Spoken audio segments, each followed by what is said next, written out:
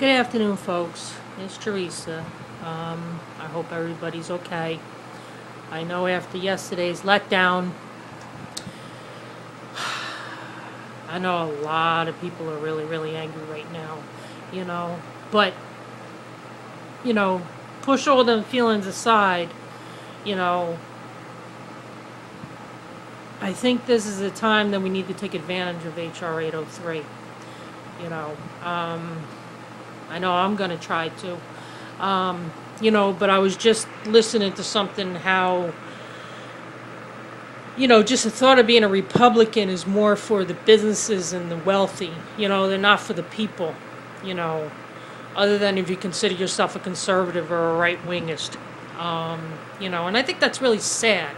That is really, really sad, because every time I turn on C-SPAN, they talk on and on and on about energy and water, fire, some other kind of bull crap, but never about the real essence of the people.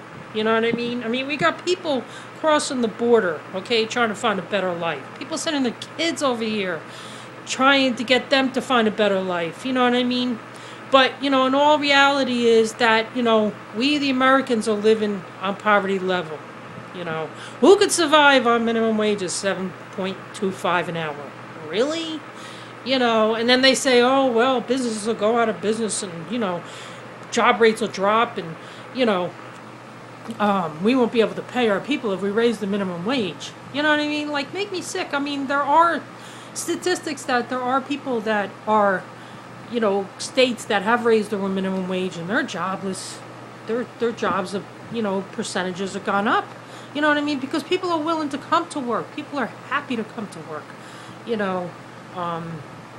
They feel like they're being paid what they're worth, even though, it's like 10 something an hour. Some states I heard they raised it to $18 an hour. But $7.25 an hour, really? Who could do that? And, I tried it. I did it for years. I waitressed. I lived off my tips. I remember one time I had a job, I was working minimum wage. My raise went up to $7.95 an hour. I was barely making $200 a week, after taxes, But it just goes to show you that, like, Congress is not working for us. They don't work for the people. They work for, tax breaks they can give the rich, corporations, They look at the revenue that's coming in, that's going into their pocket. They don't look at the people that are really, really, really out there struggling. And I'm speaking for everybody else, who kind of feels like they were just thrown a bone yesterday, But, I'm not going to give up. I'm not going to give up, because there's no use to giving up. I had a guy on my Facebook page was just like, oh, I'll just eat a bullet. That's, America don't need any more blood on its hands than it already has. Okay? And I think that, by reconsidering, 4415, that bill that was passed back in the Senate in April, that John Boehner, okay, not going to mark his words. He says, I will only entertain it if there's a chance for people to get jobs and, to get training, as far as, I'm not going to throw them a lifeline if they're not willing to get jobs.